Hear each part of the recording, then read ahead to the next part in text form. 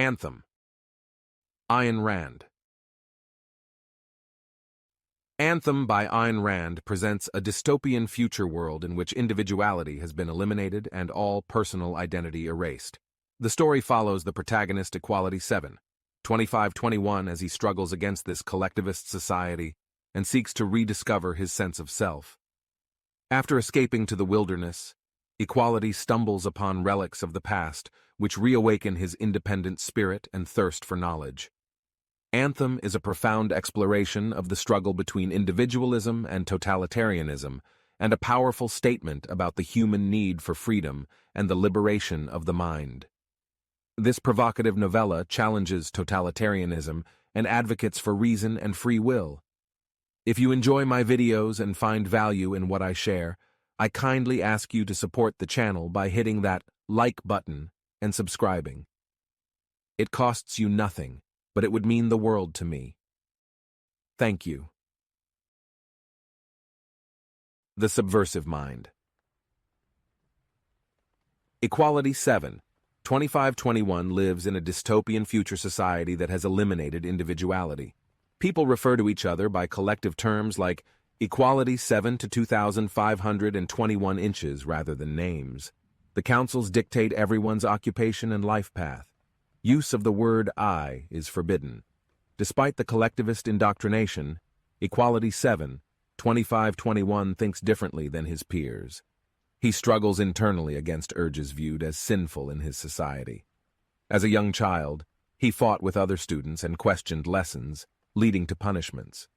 During work assignments cleaning the home of the scholars, Equality 7, 2521 secretly collects discarded items to study in his tunnel hideaway. He rediscovers electricity by passing a current through a wire, lighting up an ancient bulb. Captivated by science and invention, he conducts experiments to understand the power of the sky. Equality 7, 2521 longs to share his electricity discovery for the benefit of society. However, he knows the Council of Scholars will condemn him for unsanctioned individual work. People believe that knowledge not possessed by all is untrue.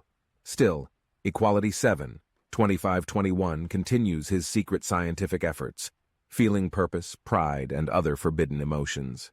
While sweeping streets near the peasant fields, Equality 7, 2521 first encounters Liberty 5, 3000, a spirited young woman. Communicating subtly through glances, they develop unorthodox feelings for each other. Romantic love and preference are prohibited, but they cannot resist their connection, an expression of Equality 7, 2521's individuality. Approaching their 15th birthdays, Equality 7, 2521, and Liberty 5, 3000 will receive their permanent work assignments from the Council of Vocations. Equality 7, 2521 hopes to join the home of the scholars, while dreading Liberty 5, 3000's mandated separation to another field. But the council assigns him as a street sweeper, condemning his brilliance to manual labor. Crushed but accepting the collectivization doctrine that the needs of society prevail over individual wishes, Equality 7, 2521 suppresses his bitterness at having to sweep streets.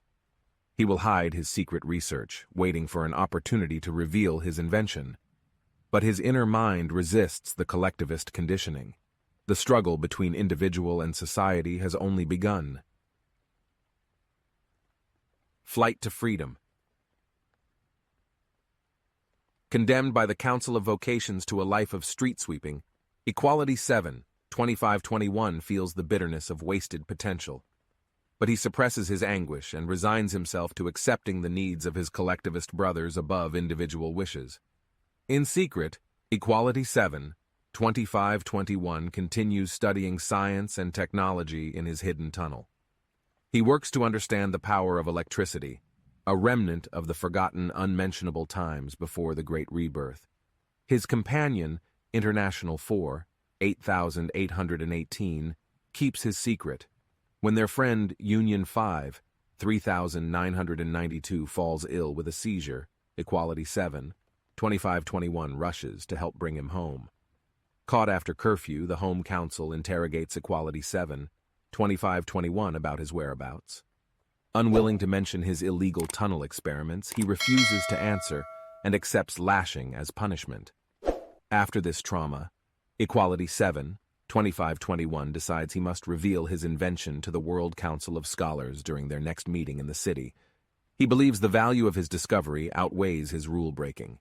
Working feverishly, he finishes a glass box to harness electricity, hoping to light the entire city. On the day of the World Council meeting, Equality 7, 2521 sneaks his electrical box into the Hall of Scholars.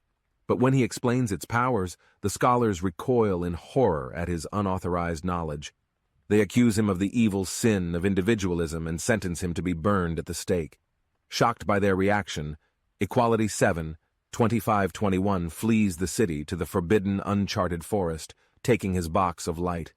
He chooses permanent exile over destruction of his knowledge. In his flight to freedom, he has fully rejected collectivism by valuing his individual spirit over society's edicts. In the forest, Equality 7, 2521 meets the Golden One, a free-thinking woman who left her peasant life to find him. They fall deeply in love and agree to live unfettered by their former rules. For the first time, Equality 7, 2521 feels the true joy of romantic love outside regimented society. Hunting food and exploring the woods, Equality 7, 2521 experiences the thrill of self-reliance. But he knows that the search parties from the city will come after him. His only hope is to delve deeper into the forest to make a life of freedom with the Golden One. The past is dead, but the future glimmers with possibility for new knowledge. Sanctuary of Self. Now an exile in the uncharted forest, Equality 7, 2521 feels only relief at escaping the city's authoritarian rule. He and the Golden One begin building a life of freedom, following their own desires instead of society's dictates. Equality 7, 2521 enjoys making his own shelter and hunting food by the sweat of his brow. He explores his love of learning without shame or limits. Through every new experience, he realizes how restrained and incomplete his life was under collectivism.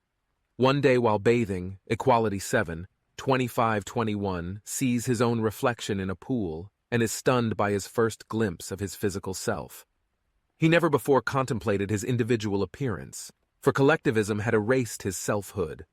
This awakening of pure individual identity becomes a divine revelation that brings tears of joy. Equality 7, 2521 reads books from past ages that reveal knowledge lost to his society. He teaches himself the English language and reads the word I for the first time. The concept of selfhood fills him with euphoric enlightenment, a liberation of his spirit. After their worldview expands, Equality 7, 2521 chooses the name Prometheus for himself, after the ancient titan who stole fire to enlighten man. The Golden One takes the name Gaia, goddess of the earth and mother of all. Thus baptized, their transformation from collectivism to individualism is complete. Prometheus and Gaia find an abandoned house stocked with centuries-old books and artifacts. They commit to live there away from society, raise a family, and pursue knowledge free from collectivist chains. In this forest sanctuary, they will practice the religion of the self and create a new society founded on individualism. Prometheus plans to someday return to the city and bring his discoveries to those longing for freedom, but he knows the councils will call him heretic and seek to destroy his rebellion against their orthodoxy. The collectivist system will fight mercilessly to maintain its power over men's bodies and minds. By escaping to create a sanctuary of self, Prometheus has set in motion a struggle between individualism and totalitarianism that will determine humanity's future. Though steeped in idealism, he understands the prophetic nature of the task ahead. His mind is free, but his people remain enslaved. The birth of ego. Safely secluded in their forest refuge, Prometheus and Gaia devote themselves to reading and learning. They explore the abandoned house filled with literature and artifacts from the unmentionable times, before collectivism extinguished individuality. In his studies, Prometheus grasps the concepts of ego and personal consciousness absent from his society. He realizes the moral imperative to think independently, and pursue one's own rational self-interest, neither sacrificing oneself to others nor exploiting them for gain.